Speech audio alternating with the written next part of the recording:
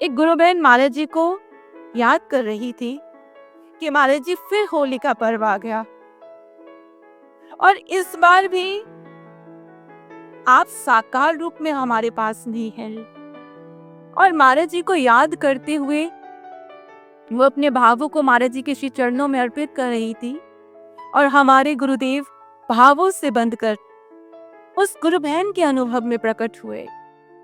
और वो गुरु बहन क्या देख रही हैं कि बहुत बड़ा पार्क है जहां होली की तैयारी हो रही है, बहुत बड़ा पार्क। और उस पार्क में महाराज जी बड़ी तीव्रता से तेजी से चलते चले आ रहे हैं और महाराज जी के हाथ में एक पाइप है और उस पाइप से रंग की बौछारें बाहर निकल रही हैं और महाराज जी बड़े उत्साह से उसी आतुरता से बढ़ते हुए सबको कह रहे हैं, मैं अपने सभी भक्तों को रंग दूंगा, जिसको जितना रंगना है रंग लो। इस बार मैं अपने सारे बच्चों को बाहर से नहीं भीतर से भी रंग दूंगा, जितनी होली खेलनी है खेल लो। जब उस बहन ने ये दृश्य देखा तो उसने देखा कि महाराज जी बहुत प्रसन्न हैं, लेकिन महाराज जी के चरणों में पादुका नहीं है, महाराज जी नंगे पैर है। और महाराज जी जब गुजर रही है लोगों को, भक्तों को रंगने के लिए, तो बहुत पथरीली जमीन है जहाँ पर चलते हुए महाराज जी के बाहों में घाव हो रही है, लेकिन महाराज जी उन घावों को नहीं देख रहे। उस बहन ने कहा, महाराज जी आपने पादुका नहीं पहनी है, महाराज जी आप पादुका। पर महाराज जी ने कोई बात नहीं सुनी। महाराज जी हमेशा की तरह, पहले की तरह अब भी महाराज जी का ध्यान कहाँ है? अपने भक्तों को प्रसन्न करने में। अपनी चिंता नहीं, मैं अपने भक्तों को प्रसन्न कर दूं, अपने बच्चों को खुश कर दूं। और महाराज जी यही कह रहे हैं, जितना रंगना है रंग लो। गुरु महाराज जी करुणा ममता के अवतार हैं, साकार रूप हैं। इतने वर्ष व्यतीत तो हो चुके हैं, वो तो रंगने के लिए हमें आतुर है, अनुभवों के माध्यम से ज्ञात होता है। तो कमी कहाँ है?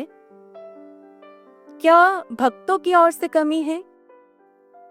पर जब इस पक्ष को सोचने लगते हैं, महाराज जी के जब भक्तों की ओर देखते हैं तो उनकी आंखों से बहते आंसू हमारे शब्दों को रोक देते हैं ये कहने से कि भक्तों की ओर से कमी है, वहां शायद कुछ अधूरा है, ये कह नहीं पाते। तो कहाँ कमी है कि ये दृश्य साकार नहीं हो पा रहा? कहाँ कमी रह रही है? क्या छूट रहा है? जब यही प्रार्थना महाराज जी के आगे रखी तो गुरु महाराज जी ने भीतर से प्रेरणा दी और महाराज जी ने कहा, जब एक कुंभकार, एक कुम्हार पात्र को बनाता है, उसे आकार देता है, तो उसे रंगने से पहले उसे तपाता है, उसे पकाता है अच्छे से, और जब वो पक जाता है तो फिर उसे रंगता है।